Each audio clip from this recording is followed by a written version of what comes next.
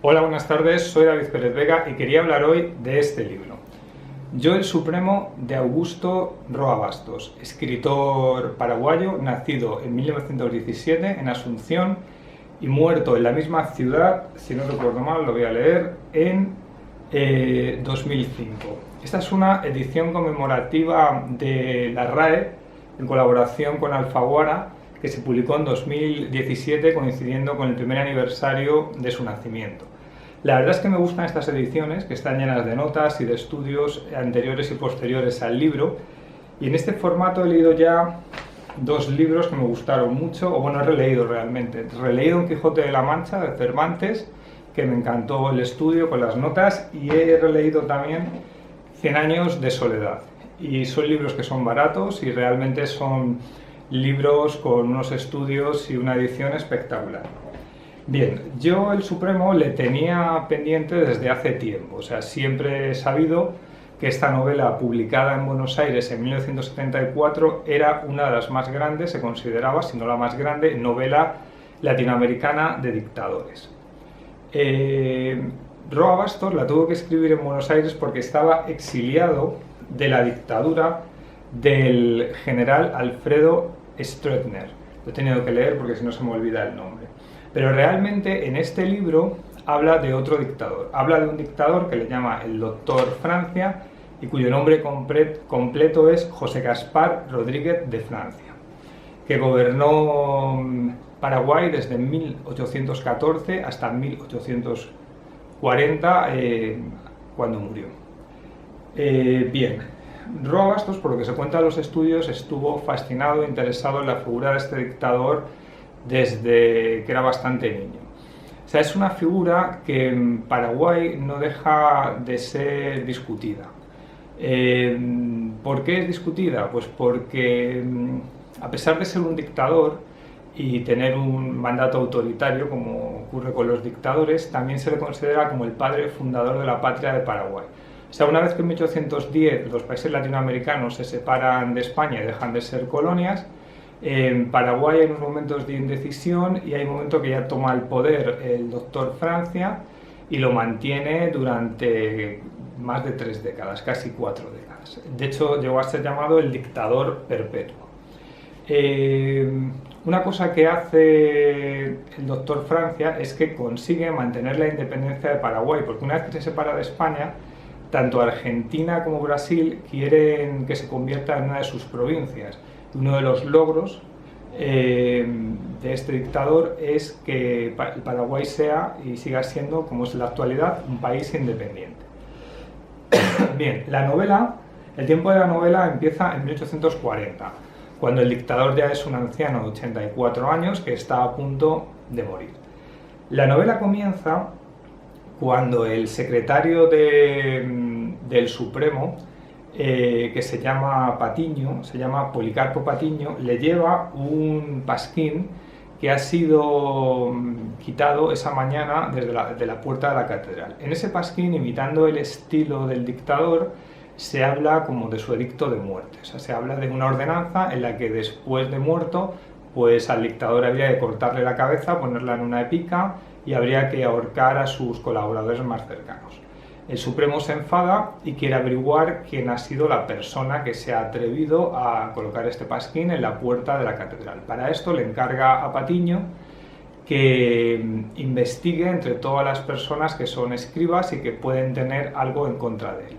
Echando cuentas, le salen unas 8.000 personas, con lo cual parece que va a ser un trabajo arduo averiguar quién ha sido la persona que ha puesto ese pasquín en la puerta de la catedral.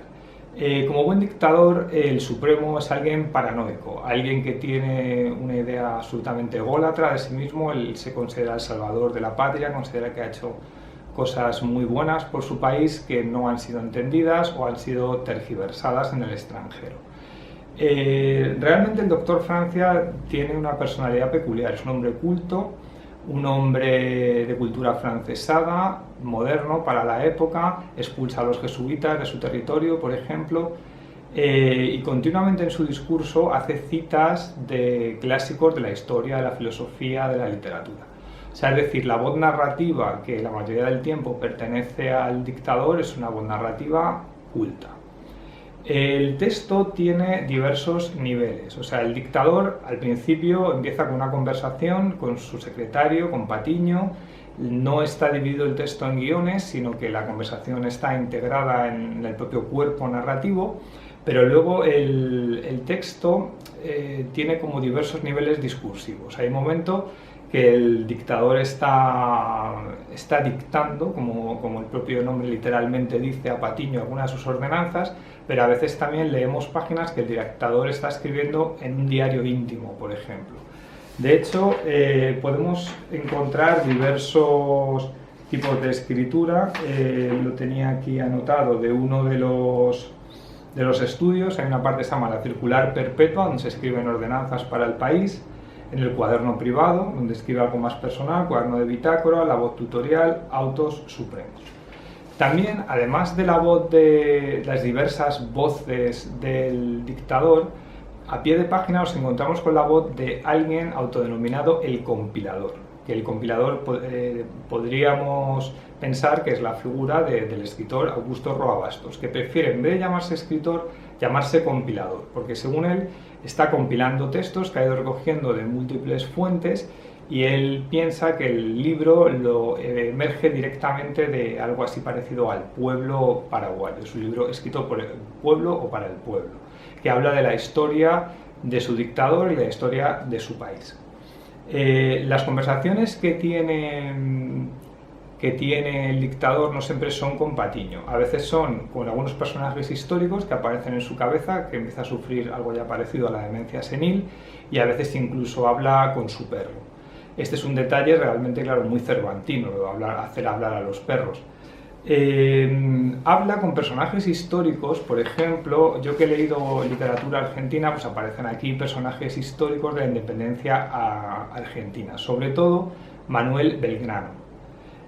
O también aparece algún embajador brasileño como Antonio Manuel Correia de Câmara.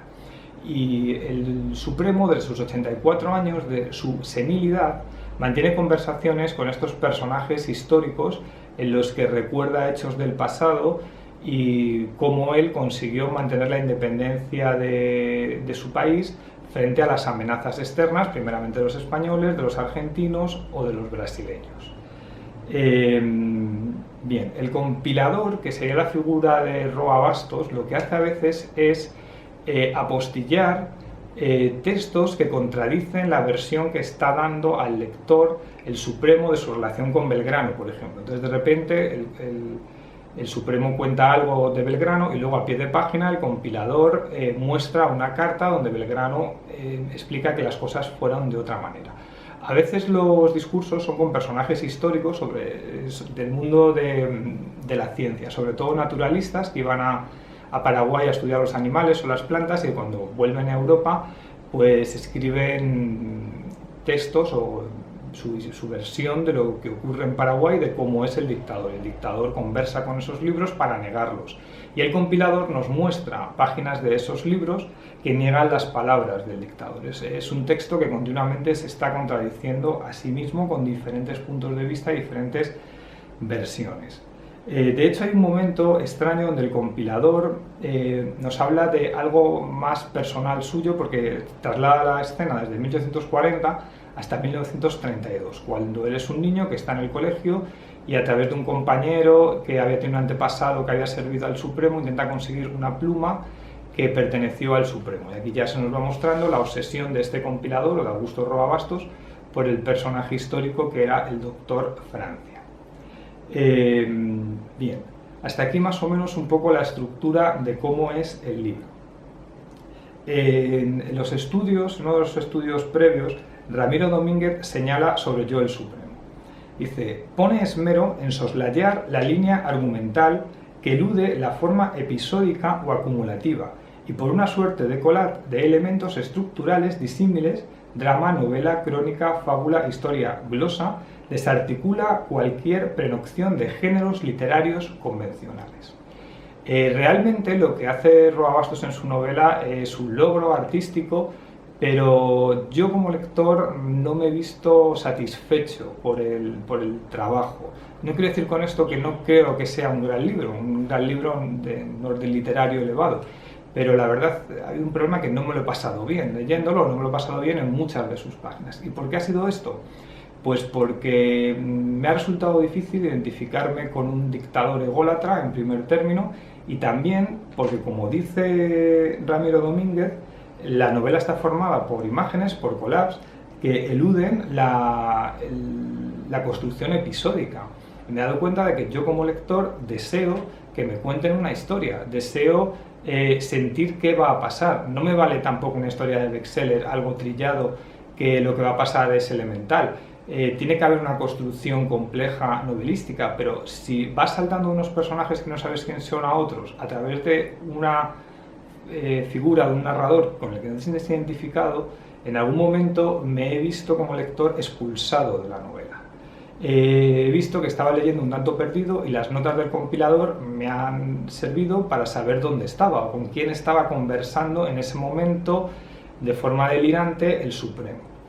Quizás el trabajo para leer esta novela es grande, hay que hacer un esfuerzo grande. Yo me llevé este libro de vacaciones a Palma de Mallorca, no, a Palma de Mallorca, donde iba el avión, al norte de la isla de Mallorca. Lo estaba leyendo en la playa o en la terraza del apartamento, y había un momento que decía, bueno, todo este esfuerzo que estoy haciendo me está resultando satisfactorio. A veces sí, hay momentos bellos en la novela, como por ejemplo cuando el Supremo se interna en la jungla para seguir un meteorito que luego va a adornar su despacho, y de esta forma, al capturar el meteorito, él quiere controlar el azar. Eso es un momento bello, y algunas de las conversaciones o de los temas que tiene con el argentino Belgrano sí que se escriben de una forma más episódica, y hay un sentido de lo que está ocurriendo, un sentido lineal. Es que yo creo que tú, si pienso, por ejemplo, ver una película que fuera un conjunto de collage donde no sé qué me están contando, creo que no sería feliz viendo durante 2 horas esa película. De hecho, una cosa que no he contado es que hace más de 18 años, porque el precio del libro está todavía en pesetas, compré La Cuesta de Moyano, un libro de relatos de Roa Bastos que se llama El Baldío, que creo que no lo he traído aquí, por lo tanto no puedo enseñar a cámara, ha sido un despiste. Y El Baldío está formado por 13 relatos, y todavía tengo la marca de cuando lo leí hace 18 o 20 años, que me leí 6, y pensando que en algún momento lo retomaría. Yo es muy raro que deje un libro a medias, y recuerdo que en aquel momento aquellos cuentos de Roa Bastos me resultaban demasiado densos. Recuerdo que no disfrutaba con ellos, y probablemente esto me tendría que haber dado una pista de lo que me iba a ocurrir con Yo, el Supremo. Quizá no era el libro para mí, o sea, no estoy considerando que sea un mal libro, o sea, yo entiendo que es un buen libro, es un libro trabajado, con una estructura original, de hecho tiene un vocabulario muy rico, usa términos en guaraní, usa términos inventados, usa términos propios de Paraguay. Al final del libro hay un diccionario con estos términos que le van a ayudar al lector, y también hay un diccionario con personajes históricos que aparecen en la novela, que está bien consultarlo. O sea, la edición es muy interesante, es preciosa la edición. Y cuando he hablado en las redes sociales de este libro, he puesto la foto, he dicho que lo estaba leyendo, hay amigos lectores que me han dicho que les encantó ese libro, que les parece buenísimo, una gran creación. Por lo tanto, yo no opino que no sea un gran libro. Lo que pasa es que probablemente yo no era el lector adecuado para este libro, el momento que lo he leído no era el propicio. Recuerdo cuando tenía, por ejemplo, 22 años y leí el Ulises de James Joyce, lo voy a traer aquí también para mostrarlo. Me encantó, aunque había partes en el libro que a veces no entendía, pero esa dificultad en aquel momento me atraía.